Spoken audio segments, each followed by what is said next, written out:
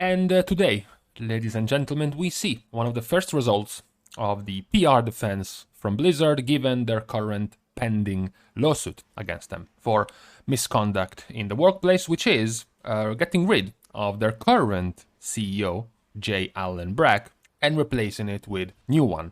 Actually, not one, new ones. Now, I have to address the first thing in everyone's mind once they read this. What does the J in Allen Brack stand for? Because this has been bugging me for a while. I have checked Google for help. I have checked every possible site. I tried to look, and I can't fucking tell what does the J stand for. That is actually pretty creepy, not be able to know what the J stands for. Or did his parents actually just call him J? I don't know. Maybe now that he's stepping down from a spotlight, we may actually never know.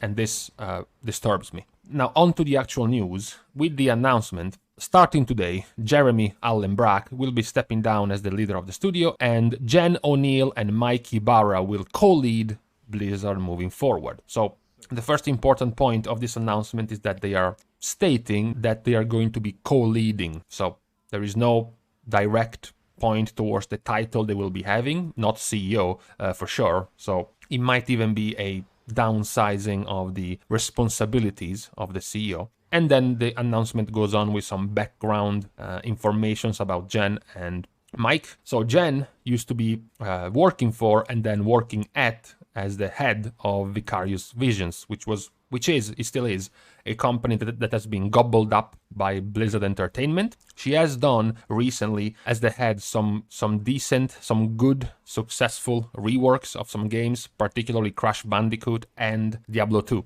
remastered. You know, one of the few remasters and remakes in recent years that seems to be getting some pretty good reviews.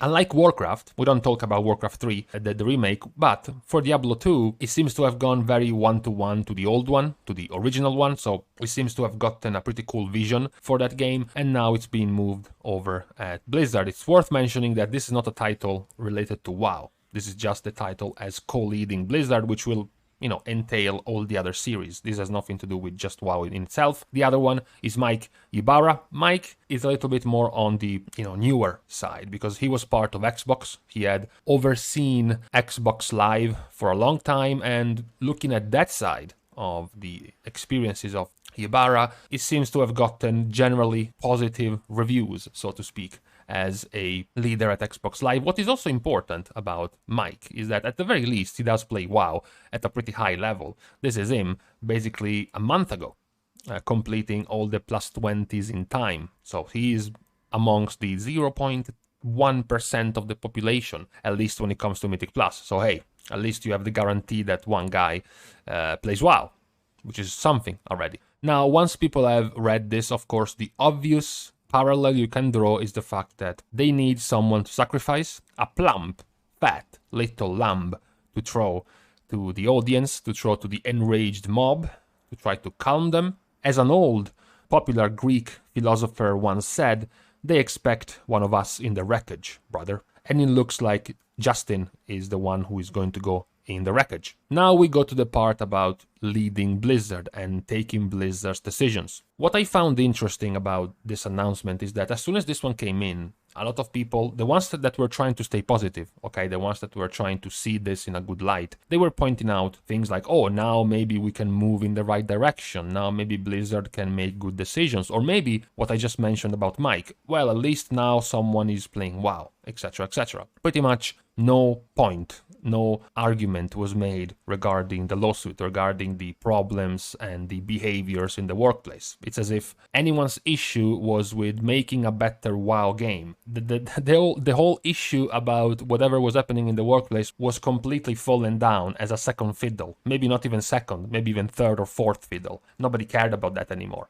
And I was like, weird. I thought the problems at Blizzard were about the behaviors in the workplace. Why is everyone talking about the decisions that are going to be taken at the top in how to lead Blizzard in its game development? Now, on the other hand, though, we also have another type of comment, which is related to the power. What I mentioned at the start, Blizzard is losing a CEO and they are now gaining two co-leaders. We don't even know the title yet. What exactly is it going to entail? And more importantly, how much decision-making and executive power they are both going to have. What is important is that people were saying, TLDR, well, as long as Bobby Kotick, as long as the great evil, as long as the tyrant is still in place, this is not going to change. If anything, Blizzard losing a CEO to bring up two rather inexperienced, at least within Blizzard, they had previous experience, lengthy experience in gaming, but at the very least in Blizzard, their influence and their power within Blizzard is very, very tiny. So losing some long-standing member of Blizzard like Allen Brack, replacing it with two Blizzard rookies, not even giving them the CEO title, all points towards the actual CEO of Activision, Bobby Public Enemy #1 Kotick, to have even more power.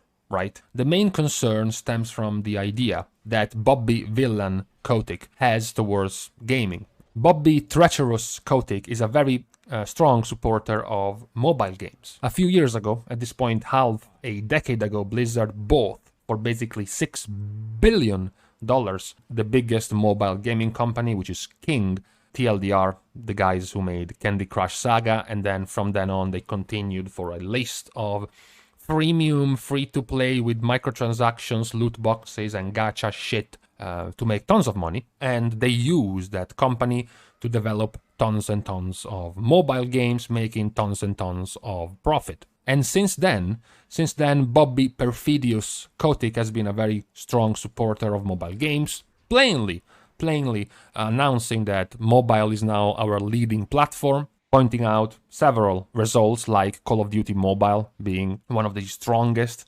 performers in the mobile market, and it has been for a few years. And he seemed very enamored with this concept of a free-to-play game which enables the rapid development of large community of players, with very, very deeply underlined the option to purchase digital items and services, as well as our ability to generate advertising revenues. This is a problem for people, a warning sign, because of course this has nothing to do with World of Warcraft. If you want to expand this, it has nothing to do with Diablo, it has nothing to do with StarCraft, or it has nothing to do with Overwatch, right? This more old school PC games. Overwatch a little bit less, but still.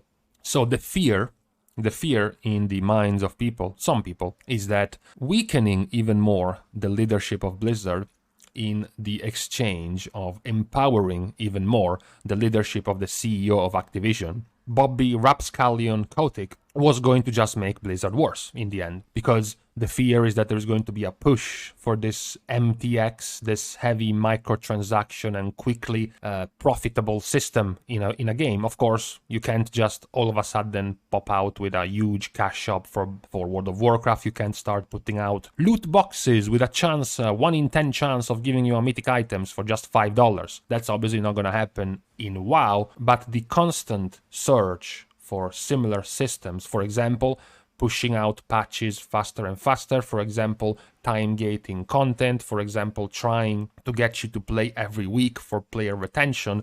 These are all systems that would be coming from high up in the leadership, and then crashing down on the actual developers that need to fit these criterias, because that's how the top guys, in this case Bob Miscreant Kotick, want to have for their game, because they believe it's the best way to make a profit, essentially. And that is the main fear. Losing influence, losing power, and losing, let's just say, a voice as the head of Blizzard might not be very good, because this is just going to unleash the Activision side of Blizzard to have more freedom in its decision-making. And if the decision-making is being left to Bobby Reprobate Kotick, that's a problem, at least when it comes to WoW. If you're a fan of Call of Duty Online, of Candy Crush Saga and similar shit, then you should be over the moon, pretty much.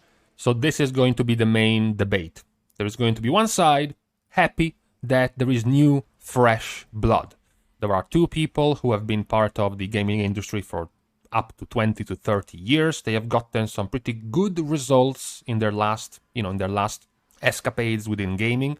Jen with actually making games, whereas Mike on a more overseeing level, being the senior executive at Microsoft Xbox, then being moved as an executive VP and general manager of technology at Blizzard, primarily overseeing the development of services and primarily Battle.net, really. So at least, it's fresh blood. People are excited to do more, to get in, get some work done, improve on what they can see. That's a good positive way of seeing the change. Meanwhile, you have the other side, where it's just people afraid of Bobby Calamity Kotick using this, I guess, misadventure for grabbing even more power, putting its ever-reaching hands even more so within Blizzard and within Blizzard games. As this is generally understood, this is going to more or less make the games worse. At the very least, the way games I'm gonna say we as a general we WoW players don't like.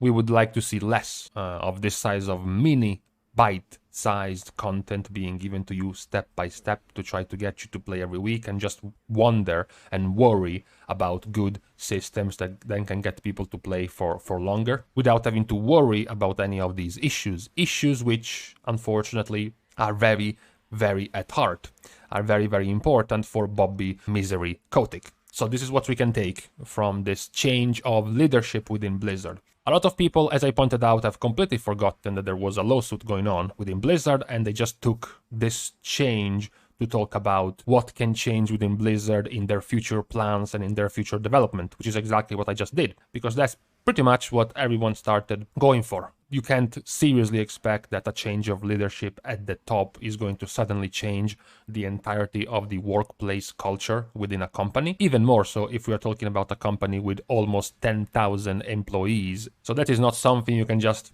hope it's going to happen just because you changed the top dog at the company, especially if it's a new one, doesn't have a lot of experience in this role. And also because many of the things that could improve and change, we are not really aware of, we don't really know about, we don't have all the details, we can't talk about this stuff. What we can talk about is the developing of games and how could this improve, how could this get worse. These are things we know a little bit better.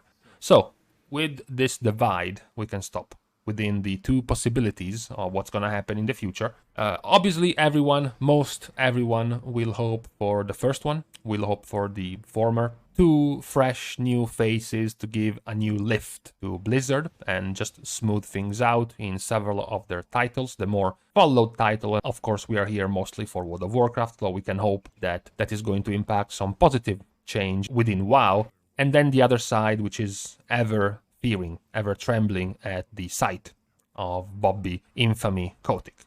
So, which side are you on, guys? Before answering, please detach your tube injecting copium. Just for a second, try to think with a clear mind. I still have some copium left in my bloodstream, so I'm currently tending on the first option. I'm hoping for the first option, but I believe that in the next few days, as my body is settling and readjusting to the lack of hopium, I am probably going to start leaning to the doomer ending, the doomer side of this change of leadership within Blizzard, and will have to eventually despair, and the fact that Bobby Malevolence Kotick is going to just ruin everything. Well, then, what a positive video.